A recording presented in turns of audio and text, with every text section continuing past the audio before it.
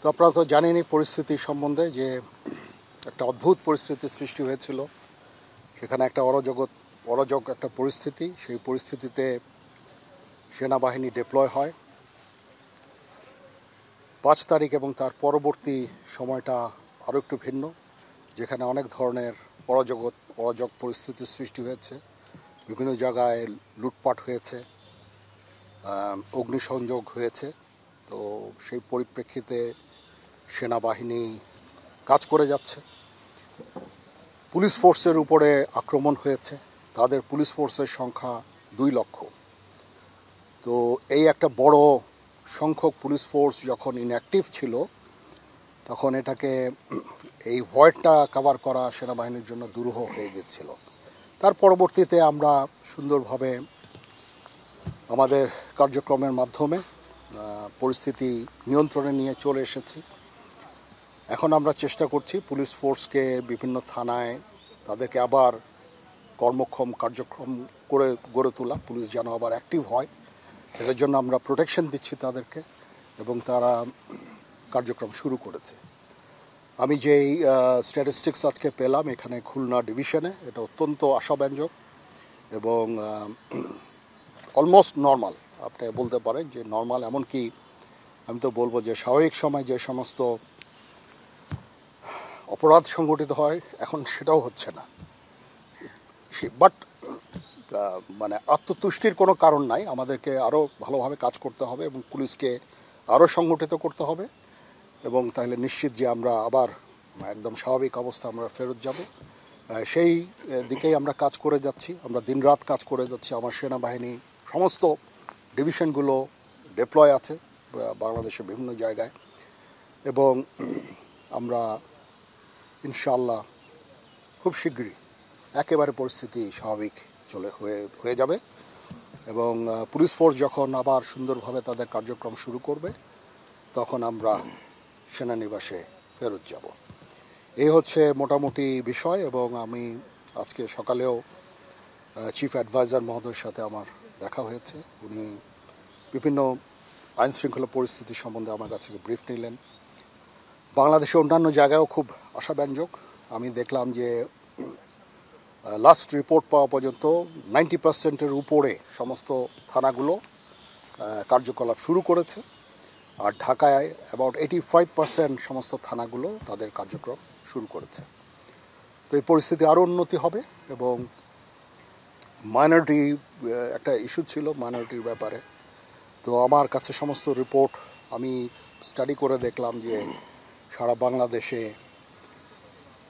মাত্র 30টা minority related অপরাধ সংঘটিত হয়েছে 20টা জেলায়।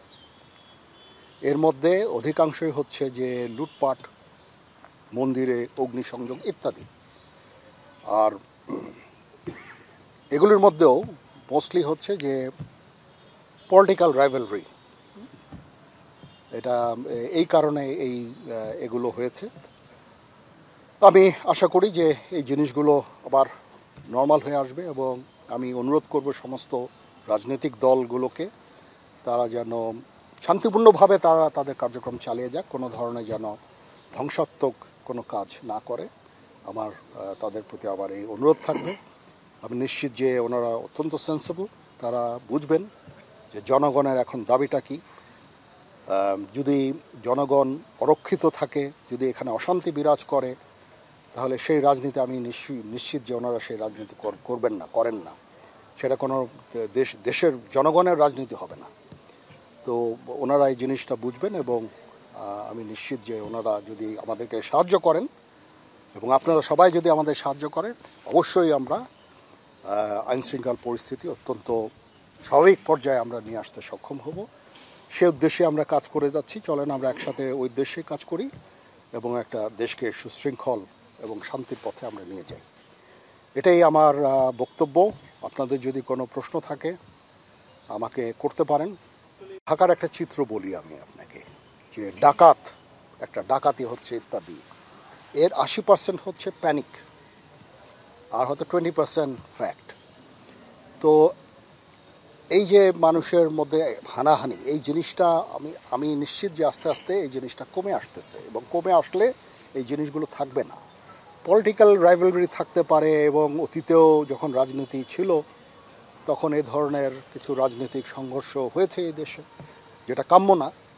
আমি নিশ্চিত যে আমরা সবাই মিলে এটাকে আবার স্বাভাবিক পর্যায়ে নিয়ে আসতে পারবো। রাজনীতি থাকবে, রাজনীতি থাকতেই হবে, সেখানে মানুষ তাদের কথা বলবে, মিটিং হবে, মিছিল হবে, কিন্তু এটা যেন ধ্বংসাত্মক কোনো পর্যায়ে না যায়, ধ্বংসাত্মক কোনো কার্যকলাপ আমরা চাই না।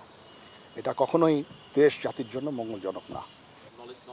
এই যে পুলিশকে আমরা সংগঠিত করে ফেলছি, যারা যত অপকর্ম করেছে তার জন্য আইনানুগ ব্যবস্থা অবশ্যই গ্রহণ করা হবে, এবং পুলিশ সংগঠিত হয়ে গেলে আমি নিশ্চিত যে এই জিনিসগুলো একেবারেই কমে যাবে। যেটা হয়েছে অত্যন্ত দুঃখজনক, অবশ্যই দুঃখজনক, এবং আমি নিশ্চিত যে পুলিশ সংগঠিত হয়ে গেলে এবং আপনারা সবাই আমরা মিলে এই সমস্ত জিনিস আমরা প্রতিহত করতে পারব। পুলিশ সংগঠিত হয়ে গেলেই তারা তদন্ত করবে, এবং তদন্ত সাপেক্ষে আইনানুগ ব্যবস্থা গ্রহণ করা হবে। ইনিশিয়াল ডেজগুলোতে আমাদের ফোর্সেসগুলো ছিল হচ্ছে দেশের কেপিআই, ইম্পর্টেন্ট গুরুত্বপূর্ণ স্থাপনা, এয়ারপোর্ট, ডিপ্লোম্যাটিক এরিয়া, জাজেসদের অ্যাকোমোডেশন, সেক্রেটারিজদের অ্যাকোমোডেশন, এগুলো আমরা প্রোটেক্ট করেছি।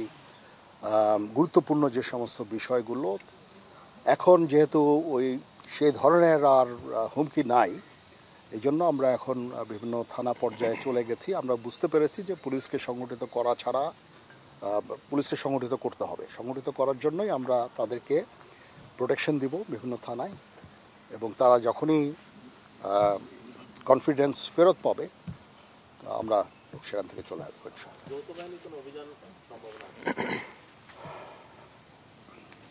পুলিশ সংগঠিত হয়ে গেলে অবশ্যই, আর আমরা তো করছি, বিজিবি করছে, র্যাব করছে, আর্মি করছে। এখন বিজিবি র্যাবও খুব শিগগিরই তাদের নর্মাল স্বাভাবিক কার্যক্রম শুরু করে ফেলতে পারবে। আর পুলিশ এই সমস্ত যত অপকর্ম হয়েছে, যত অরাজকতা হয়েছে, সেটা তদন্ত করবে এবং পদক্ষেপ গ্রহণ করবে। এটা আমি নিশ্চয়ই জনগণের কাম্য এটাই, এবং পুলিশও খুব অবশ্যই এটা চাবে, এবং এটা আমরা করব ইনশাআল্লাহ। আপনারা খালি আমাদের সাহায্য করেন, রাজনৈতিক ব্যক্তিবর্গ, ওনাদের আহ্বান করছি, ওনাদেরকে আমি অনুরোধ করছি, আমরা সবাই মিলে আমরা দেশটাকে স্বাভাবিক পর্যায়ে নিয়ে যাব। এখন আমরা চেষ্টা করছি, ঠিক হবে না, সেটা হলে কখনো এটা সম্ভব না। মানুষকে বুঝতে হবে যে এগুলো করে আমাদের নিজেদেরই ক্ষতি। আপনার প্রেস ক্লাব পুড়িয়ে দিল, কার ক্ষতি হলো? জনগণের ক্ষতি। এই যে আমি একটা জনগণের পয়সায় নির্মাণ কোনো কিছু আমি পুড়িয়ে দিলাম, স্থাপনা ধ্বংস করে দিলাম, এটা কার ক্ষতি? এটা আমাদের ক্ষতি। তো এই জিনিসটা সবাইকে বুঝতে হবে। সবাই ভালো থাকেন। হ্যাঁ, আপনার সাথে কথা বলে ভালো লাগলো। আমি বিভিন্ন ডিভিশন এরিয়াগুলিতে আমি যাব। এখানে খুলনায় এসে তো আমার কাছে ভালো লাগলো যে পরিস্থিতি অনেক স্বাভাবিক হয়ে এসেছে। আমাদের সবাই ব্রিফ করলেন। এখানে দেখলাম যে এখানে ডিভিশনাল কমিশনার ছিলেন, ডিআইজি সাহেব ছিলেন, এবং মেট্রোপলিটনের পুলিশ কমিশনার ছিলেন, নেভি, ডিসি সাহেব, এসপি সাহেব, সবার সাথে কথা বলে আমার কাছে খুব ভালো লাগলো যে আপনাদের এখানে 12টা জেলায় আপনারা খুব ভালো আছেন।